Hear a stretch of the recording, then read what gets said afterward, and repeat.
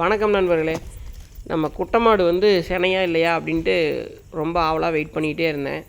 Doctor வர சொல்லி காலையிலே கூப்பிட்ருந்தேன். சார் வந்து கொஞ்சம் பிஸியாக இருக்கிறேன், நான் வரதுக்கு சாயந்தரத்துக்கு மேலே தான் வர முடியும்னு சொல்லியிருந்தார். சரி பரவாயில்ல வாங்க அப்படின்னு சொல்லியிருந்தேன். வந்து செக் பண்ணி பார்த்துட்டு செனை இல்லை அப்படின்னு சொல்லிட்டாரு. நானும் ரொம்ப ஆவலுடன் தான் இருந்தேன். இருந்தாலும் மாடு செனை இல்லை.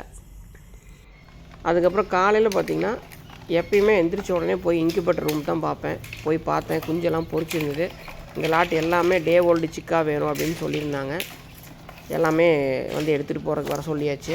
இதில் ஒரு 10-15 முட்டையாட்ட வேஸ்ட் ஆகிடுச்சு குஞ்சு பொரிக்காமல். அதுலேயும் ஒரு குஞ்சு வந்து கால் ஃபால்ட் ஆகிடுச்சு.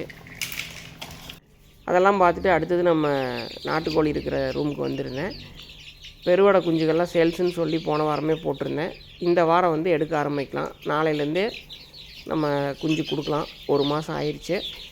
இந்த டைமும் வந்து எப்பவும் போலவே நல்ல சைஸ் வந்துடுச்சு. அந்தளவுக்கு நல்லா தீனி எடுக்குது, சூப்பராக இருக்குது. யாராவது தேவைப்பட்டுச்சுன்னா ஸ்க்ரீனில் தெரியுது அந்த நம்பருக்கு கால் பண்ணுங்கள்.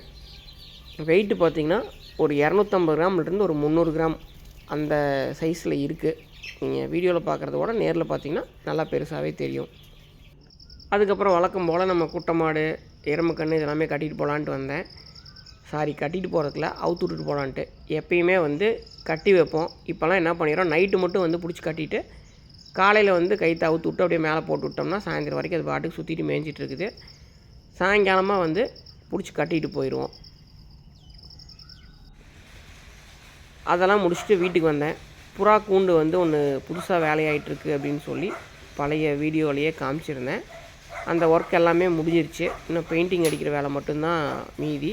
அதுவும் பெயிண்ட் அடிக்கிறதுக்கு நம்ம தம்பி ஒருத்தர் வர சொல்லி ஃபஸ்ட்டு ப்ரைமர் அடிக்க சொல்லியிருந்தேன். அதனால் உள்ளெல்லாம் ப்ரைமர் அடிச்சிட்ருக்காங்க. அதாவது ஷீட்டுக்கெல்லாம் வந்து பெயிண்ட் அடிக்கிறது இல்லை, அந்த வெல்டு மெஸ்ஸு ஆங்கில் இதுக்கு மட்டும்தான் பெயிண்ட் அடிக்கிறது. உள்ளார வந்து இந்த அளவுக்கு தான் இருக்குது. உள்ளே என்ட்ரானதையும் லெஃப்ட்டு ரைட்டு 2 பக்கம் மட்டும் அந்த ரேக்கு தூக்கி நம்ம வச்சிட்டோம். பின்னாடி வந்து கொஞ்சம் காலி இடம் இருக்குது. அது இப்போதைக்கு எதுவும் பண்ணலை. அதில் பின்னாடி தேவைப்பட்டுச்சுன்னா வேறு ஏதாவது கொண்டு வந்து வச்சு நம்ம ரேக்காக யூஸ் பண்ணிக்கலாம். அதுக்கப்புறம் கட்டுத்தரை வழக்கம் போல் மாடு கன்று எல்லாம் எப்படி இருக்குது என்னென்னு பார்க்கலான்ட்டு வந்தேன். நேற்று அந்த குட்டை மாட்டுக்கு ஸ்கேன் பண்ணும்போதே நம்ம மயில மாட்டுக்கும் ஸ்கேன் பண்ணியிருந்தோம். ஸ்கேன் பண்ணி பார்த்துட்டு வயிற்றில் வந்து ஒரு நீர் கட்டி இருக்குது அப்படின்னு வந்து டாக்டர் சொல்லியிருந்தார். அதுக்கு ட்ரீட்மெண்ட் வந்து நைட்டே பண்ணி விட்டு போயிட்டார். பின்னாடி வந்து ஒரு டியூப் மாதிரி வச்சு உள்ளே இருக்கிற அந்த நீர் கட்டியெல்லாம் கிளியர் ஆகிறதுக்காக இதை வச்சு விட்ருக்குறாரு. அடுத்த வாரத்திலே பார்த்திங்கன்னா நம்ம செனை ஊசியோ காலையோ போட்டுக்கலாம், மற்றபடி எந்த கம்ப்ளைண்ட்டும் இல்லை, கன்ஃபார்மாக செனையாயிரும் அப்படின்னு ரொம்ப நம்பிக்கையாக சொல்லியிருக்காரு. அதுவும் இன்னொரு 1 மாதம் to 2 மாதம் கழித்து நம்ம பார்த்தோம்னா அதனோட ரிசல்ட்டும் எப்படிங்கிறது தெரியும். இன்னொன்று பார்த்திங்கன்னா நம்ம கட்டுத்தரையில் புது அப்டேட்ஸ் ஒன்று இருக்குது. அது என்னன்னு பார்த்திங்கன்னா புதுசாக வந்து ஒரு மாடும் ஒரு கிடாரி கன்றும் வாங்கியிருக்கிறேன். அந்த ஸ்க்ரீனில் பின்னாடி தெரியுது பார்த்திங்களா, அது 2 தான். இந்த கிடாரி கன்று பார்த்திங்கன்னா நல்லா குவாலிட்டியாக இருக்குது. ஆனால் சைஸ் வந்து ரொம்ப சின்ன சைஸாக இருக்குது. பாலே விடாமல் ரொம்ப இலப்பாக இருக்குது. இன்னொரு 3 மாதம் 4 மாதம் கழித்து பார்த்திங்கன்னா இதனோட குவாலிட்டி எப்படிங்கிறது தெரியும். இதனோட அப்பா அம்மா 2யுமே நான் பார்த்துருக்கேன். அதனால தான் நான் கண்ணை மூடிட்டு வாங்கிட்டு வந்துட்டேன். சரி நல்லா வரும் அப்படின்ட்டு. திமிழே இப்போ இல்லாத மாதிரி இருக்குது. ஆனால் இன்னும் கொஞ்ச நாள் கழித்து பாருங்கள் நல்லா திமிழ் வந்துடும். அப்போ இந்த மயில மாடு பார்த்திங்கன்னா 6 மாதம் செனை. இது நம்ம அண்ணன்கிட்ட தான் வாங்கிட்டு வந்தேன் திருப்பூர்லேருந்து. இது நல்ல ஜைஜாண்டிக்கான மாடு. நான் சும்மா எதர்ச்சியாக போய் பார்த்துட்டு பிடிச்சிருந்தா வாங்கலாம் அப்படிங்கிற மாதிரி தான் போயிருந்தேன். போய் பார்த்தோடனே மாடு ரொம்ப பிடிச்சிருந்தது. நல்லா பால் வர்க்கமான மாடு. சரி நம்மளும் வந்து இன்னொரு 3-4 மாதத்தில் பால் வற்றிரும். அடுத்தது நம்ம பாலுக்கு யூஸ் பண்ணிக்கலாம் அப்படின்ட்டு அந்த மயில மாடு வாங்கிட்டு வந்துட்டேன். காராம்பஸ் காலை வந்து நண்பர் ஒருத்தர் கேட்டிருந்தார், காளைக்கு கொண்டு வரணும், காளையோட வீடியோ இருந்தால் அனுப்புங்கன்ட்டு. சரி பக்கத்தில் தான் இருந்தேன். சரி இதையும் கையோடு எடுத்து நம்ம அனுப்புவோம் அப்படின்ட்டு இதையும் வீடியோ எடுத்தேன். மேக்ஸிமம் பார்த்திங்கன்னா எல்லாருமே ரெகுலராக வர்றவங்க தான். ஒரு சிலர் பார்த்துட்டு கொண்டு வர்றதுக்காக வீடியோ கேட்குறாங்க. கோழி ஷெட்டில் பார்த்திங்கன்னா அந்த லைட்டு வந்து ஒரு குண்டு பல்ப் போட்டே தான் விட்டுருக்குறேன். இந்த குஞ்சுகள்லாம் வந்து இன்குபேட்டரில் போச்ச குஞ்சுக்கு தான் நிறைய ஃப்ரீயாக வெளியே சுற்றிட்டுருக்கோம். இந்த மழை டைமில் பார்த்திங்கன்னா கொஞ்சம் டெம்பரேச்சர் பத்தாததுனால ஹீட்டு தேவைப்படுறது மட்டும் உள்ளே போய்கிட்டோம் அப்படிங்கிறதுக்காக லைட் போட்டு விட்ருக்குறேன். இன்னொரு அப்டேட் என்னென்னு பார்த்திங்கன்னா நம்ம புறா வந்து ஒரு 3 பேர் வாங்கிட்டு வந்துருக்குறோம்.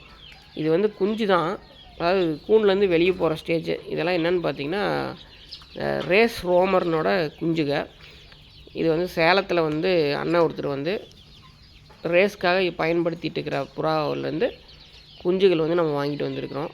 அவர் பேர் வந்து ஸ்பெசிஃபிக்காக சொல்ல வேண்டாம் அப்படின்னு சொல்லியிருந்தார். அதனால் அவர் பேர் நான் சொல்லலை. இது எல்லாமே நல்ல பந்தயம் அடித்த புறானோட குஞ்சுகள் தான் இது. ரோமரில் வந்து நல்ல ப்ரீடு. கலர் வந்து கொஞ்சம் டிஃப்ரெண்ட் கலர்லேயே இருந்தது. அதனால் இதே வேணும்னு நான் பிடிச்சிட்டு வந்துட்டேன். அடுத்தது பார்த்திங்கன்னா, நம்ம ப்ரீடிங் போட்டிருக்கிற சேவல் வந்து மாற்றியாச்சு. முன்னாடியே சொல்லியிருக்கிறேன், நம்ம ஒரே சேவல் போட மாட்டோம், அப்பப்போ மாற்றிடுவோம் அப்படின்ட்டு. அதே மாதிரி இந்த டைமும் வந்து அந்த சேவலை கொண்டு போய் கட்டுத்தர போட்டு வேற ஒரு சேவல் கொண்டு வந்து விட்டாச்சு. இப்போ பாருங்கள், ஹீட்டு தேவைப்படும் போது போய்க்கிற மாதிரி தான் அடியில் கேப் கொடுத்துருக்குறேன். தேவைப்படுறது உள்ளே போய்க்குது, வெளியே வந்துக்குது. இதே மாதிரி தான் ஃப்ரீயாக நம்ம விட்டுருக்குறோம். கிளைமேட் சேஞ்ச் ஆகும்போது மட்டும்தான் இந்த பிரச்சனை வரும், மற்ற டைம்லாம் அப்படி வராது. நம்மகிட்ட இருக்க அந்த பழைய காடை எல்லாமே நம்ம வந்து கொடுத்துட்டோம். ஒரு 15 காடை தான் நம்மக்கிட்ட இருக்குது. இதுக்கப்புறம் வந்து சிக்கிலேருந்து எடுத்து தான் நம்ம பேரண்ட்டாக யூஸ் பண்ணணும். இப்போதைக்கு நம்மக்கிட்ட வேறு பெரிய காடை எதுவுமே கிடையாது. காடைக்கு பக்கத்து கேஜிலே தான் நம்ம புறாவை இப்போதைக்கு தற்காலிகமாக போட்டு வச்சுருக்கிறோம். அந்த புதுக்கூண்டு வந்து பெயிண்டிங் வேலையெல்லாம் முடிச்சிருச்சுன்னா இன்னும் ஒரு நாளில் வந்து அங்கே ட்ரான்ஸ்ஃபர் பண்ணிடலாம். அதனால தான் வந்து ரக்கைக்கு டேப் போட்டு இந்த கூண்டுக்குள்ளேயே வச்சுருக்கிறேன். ரோமர் வந்து இந்த இடத்த விட்டு பழகிருச்சுன்னா வேறு இடத்துக்கு எங்கே கொண்டு போய் விட்டாலும் போகாது. அதனால் வெளியே விடாமல் கூண்டுக்குள்ளேயே வச்சுருக்கிறேன். அதுக்கப்புறம் வெளியில் வந்து பார்த்தா நம்ம சித்துக்கோழி வந்து நம்ம தீவனி போடுவோன்ட்டு பின்னாடியே வந்துச்சு. அதுலேயும் ஒரு நிமிஷம் பார்த்தேன். இதெல்லாம் இதனோட முட்டை இல்லை, வேறு கோழினோட முட்டை. இந்த கோழியோட முட்டையும் இருக்குது, கீரி விடையினோட முட்டையும் இருக்குது. அது எல்லாத்தையும் எடுத்து நம்ம சித்து வடை கோழியில் வச்சிட்டோம். அது அழகாக குஞ்சு பொரிச்சு அதுவே காப்பாற்றிக்கிச்சு. கூஸ் வாத்து 2-3 நண்பர்கள் கேட்டிருந்தீங்க. அது ஒருத்தர் வந்து அட்வான்ஸ் பண்ணுறேன்னு சொல்லிவிட்டு கடைசி வரைக்கும் பண்ணல. அதனால் நான் எல்லாத்தையும் இல்லைன்னு சொன்னேன். ஆனால் இன்னும் நம்மகிட்ட அது அவைலபிளாக தான் இருக்குது. யாருக்காவது தேவைப்பட்டுச்சுன்னா கூஸ் வாத்தும் சொல்லுங்கள், மணிலா வாத்தும் இருக்குது. படங்கு புறாலாம் கொடுத்ததையுமே கூண்டு ரொம்ப காலி ஆயிடுச்சு. நம்ம சப்ஸ்கிரைபர் ஒருத்தர் வந்து வாத்தினோட வீடியோ வந்து தனியாக அனுப்புங்க அப்படின்னு சொல்லியிருந்தார், மணிலா வாத்தினோட வீடியோ மட்டும். அதுக்காக தான் இந்த வீடியோ எடுத்தேன். இந்த பீஸ் பார்த்திங்கன்னா மேலு, அதாவது இது வந்து பட்டா தான், அடல்ட்டுக்கு ஃபுல் அண்ட் ஃபுல் அடல்ட்டு கிடையாது, செமி அடல்ட்டு தான் இது. அந்த பக்கம் இருக்கிறது பார்த்திங்கன்னா ஃபீமேலு, அது அடல்ட்டு. அது ஒரு 2 வயசு இருக்கும், அந்த ரேஞ்சு வந்துடும். இதுவும் ஒரு பேர் தான்.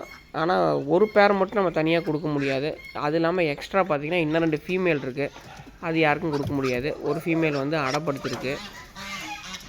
இது வந்து முட்டை யாருக்காவது தனியாக வேணுனாலும் நீங்கள் வாங்கிக்கலாம், இல்லை வாத்தோடு வேணும் அப்படின்னீங்கனாலும் வாங்கிட்டு போய்க்கலாம். ஆனால் இதே வாத்தில் கொண்டு போய் நம்ம அடை வைக்கணும் அப்படின்னு நினச்சிங்கன்னா அது கொஞ்சம் கஷ்டம். புது இடத்துல போய் முட்டை வச்சிங்கன்னா அந்த இடத்துல அந்த வாத்து வந்து படுக்காது. வேறு ஏதாவது கோழி இருந்துச்சு அப்படின்னா அந்த முட்டையை கொண்டு போய் அந்த கோழியில் வச்சுக்கலாம். இதுவும் பார்த்திங்கன்னா செமி அடல்ட்டு தான், இன்னும் ஒரு டைம் கூட முட்டை வைக்கல. இதுவும் வந்து நம்மகிட்ட அவைலபிளாக தான் இருக்குது. மொத்தமாக 3 ஃபீமேலு 1 மேல் மணிலாவில் வந்து அவைலபிள் இருக்குது. யாருக்காவது தேவைப்பட்டுச்சுன்னா ஸ்க்ரீனில் தெரிகிற அந்த நம்பருக்கு கால் பண்ணுங்கள். 1 மேலு 1 ஃபீமேல் வந்து செமி அடல்ட்டு, 2 ஃபீமேல் வந்து அடல்ட்டு. அது 2 நம்மகிட்ட ஆல்ரெடி முட்டை விட்டு குஞ்சு பொரிச்சது வந்து 2 பியூர் ஒயிட்டில் இருக்கிறது. அதுக்கப்புறம் பார்த்திங்கன்னா காட்டுக்கு உழவு ஓட்டுறதுக்காக வந்துட்டேன். ஒரு 2 நாளாக நல்லா மழை பெஞ்சதுனால ஈரம் இருக்குது. நேற்று ஒரு நாள் தான் மழை இல்லை, அதனால் இன்றைக்கி வந்து உழவு ஓட்டலாம் அப்படிங்கிறதுக்காக காலையிலேயே வந்தாச்சு. இதில் எப்போவுமே நம்ம கம்பு விதைச்சிருப்போம். இந்த டைம் வந்து நான் எதுவுமே விதைக்கல, சும்மா தான் ஓட்டி போட்டிருக்கிறேன். ஒரு டைம் ஓட்டி போட்டு நல்லா காடு காஞ்சி இருக்கட்டும், அதுக்கப்புறம் நம்ம ஏதோ ஒன்று கம்பு அப்படி ஏதோ ஒன்று விதைச்சிக்கலாம், கம்போ மக்காச்சோளமோ அப்படி ஏதோ ஒன்று விதைக்கலாம். அப்படி இல்லாட்டி நம்ம சும்மா ஓட்டி விட்டாலே இந்த டைமில் எல்லாம் புல்லு வந்துடும்.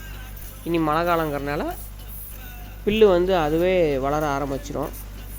ஒன்ஸ் வந்து மாடு மேய்ஞ்சிதுன்னா அடுத்து மறுபடியும் வேணால் நம்ம உழவு ஓட்டி விட்டு வேறு ஏதோ ஒன்று விதைச்சிக்கலாம். அதெல்லாம் ஓட்டி முடிச்சுட்டு வீட்டுக்கு பின்னாடி இருக்கிற காட்டுக்கு வந்தேன். ஆடி மாதம் எப்போவுமே நம்ம 1ஆந்தேதி விதை போட்டுருவோம். அதே மாதிரி காடெலாம் ஓட்டி ரெடி பண்ணி வச்சுருந்தேன். பாத்தி பிடிச்சி பாத்தி பிடிக்காமல் வச்சுருந்தோம். அதுக்குள்ளே மழை வந்துடுச்சு. அதனால் பாத்தி பிடிச்சதுலையெல்லாம் அந்த வரப்புலையெல்லாம் வந்து முள்ளங்கி ஊனி விட்டோம். இதெல்லாம் பார்த்திங்கன்னா ஈரமாக இருந்தாலும் பரவாயில்ல, அப்படியே எடுத்து கட்டி இதுலேயும் வந்து பீக்கஞ்செடி, வெண்டைக்காய் செடி, சொரச்செடி, இது எல்லாமே புடலஞ்செடி, இது எல்லாமே நம்ம ஊனி விட்டோம். நம்ம ஈரம் இருக்கிறனால தண்ணி விடல. இதிலெல்லாம் பார்த்திங்கன்னா இன்னும் எதுவுமே போடல. இது வந்து கொத்தமல்லி, செங்கீரை இதெல்லாம் போடலாம் அப்படிங்கிறதுக்காக வட்டைப்பாத்தியாக பிடிச்சி வச்சுருந்தோம். இது கொஞ்சம் ஈரம் காயிட்டுன்ட்டு மேலே லைட்டாக அப்படியே விசிறி விட்டு கிளறி விட்டோம்னாவே போதும். இந்த வருஷம் வந்து வழக்கம் போல் செடி போட்டாச்சு. எந்த அளவுக்கு வரும்ன்ட்டு பார்ப்போம். அடுத்தது பார்த்திங்கன்னா இந்த மயில மாடு வந்து விற்பனைக்காக அப்படின்னு சொல்லியிருந்தாங்க. 5 to 6 மாதம் சம்திங்ஸ் என சொல்லியிருந்தாங்க. எனக்கு கரெக்டாக மாட்டினோட டீட்டெயில் தெரியல. யாருக்காவது இந்த மாடு தேவைப்பட்டுச்சுன்னா ஸ்க்ரீனில் தெரிகிற நம்பருக்கு கால் பண்ணி ஃபுல் டீட்டெயில் கேட்டுக்குங்க. மாடு இருக்கக்கூடிய இடம் பார்த்திங்கன்னா ஈரோட்டில் தான் இருக்குது. அவ்வளோதான் நண்பர்களே இந்த வீடியோ. அடுத்த வீடியோவில் சந்திக்கிறேன். நன்றி.